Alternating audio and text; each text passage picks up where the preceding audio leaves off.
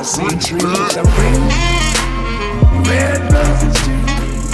I see them blue for me and you, and I think to myself. In this tutorial, I'm going to teach you how to do a backflip. Now, the prerequisites to a backflip, I would say, would just be one, a back handspring, but you don't have to, because I actually learned a backflip on the ground before I learned a back handspring on the ground. Now, I did back handsprings on a spring floor and a air track and stuff like that, but I actually learned a backflip on the ground before I learned a back handspring on the ground, so you don't have to, but I would recommend it so you have a good awareness of going over backwards and you kind of know the concept.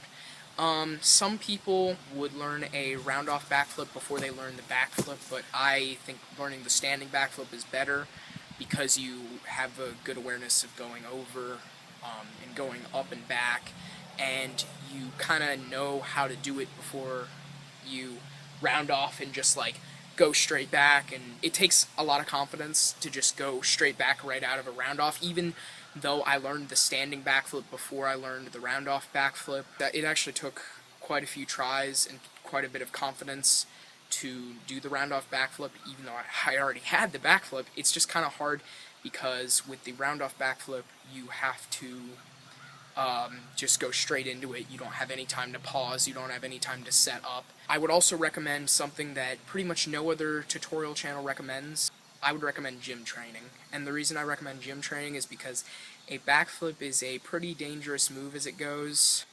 But if you don't get gym training, if you would consider yourself confident enough, athletic enough, and good enough, or if you've already had gym training and you're just trying to learn the backflip, that's cool too.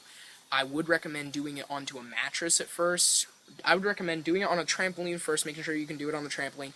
Not that it even close to translates to the ground, but just so you know the basic motion. Then I would recommend doing it onto a mattress. You'll probably land on your knees a couple times, but then you'll get the basic motion of it. Now to the basic technique of a backflip. When you're setting for a backflip, you want to set down. You want to sit down like almost like you're sitting in a chair, but don't sit back.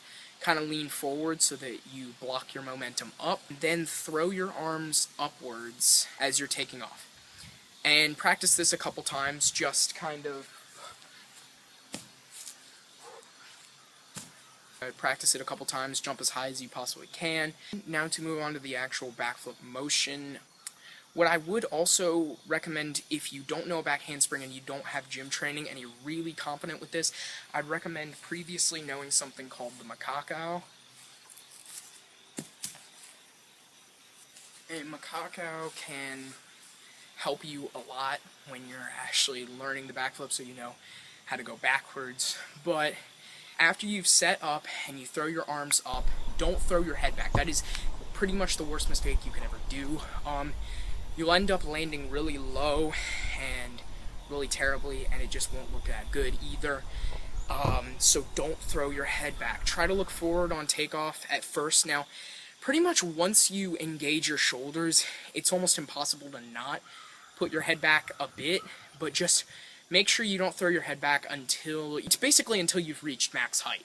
If you throw your head back before you've reached max height, you will end up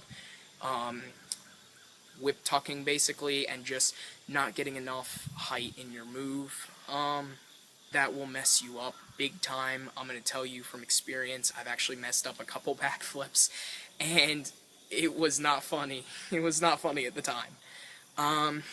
But basically what you want to do is you want to sit down a little bit, lean forward, throw your arms back at first, then throw them up as you're jumping up, and once you've reached pretty much max height, tuck in as hard as you can, tuck very, very hard.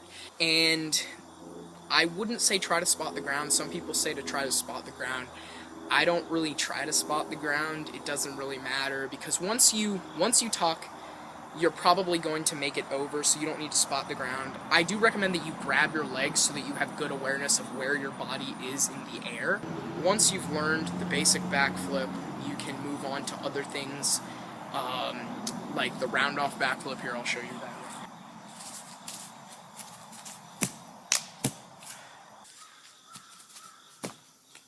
Like I said, I do actually recommend getting gym training.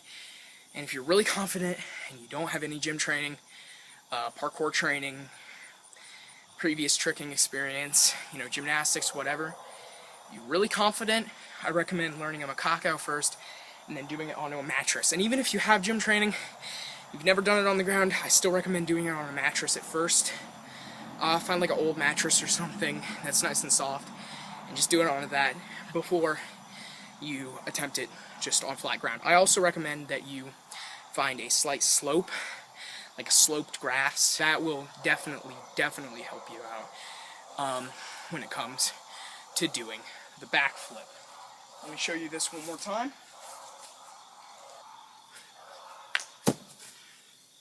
There's that.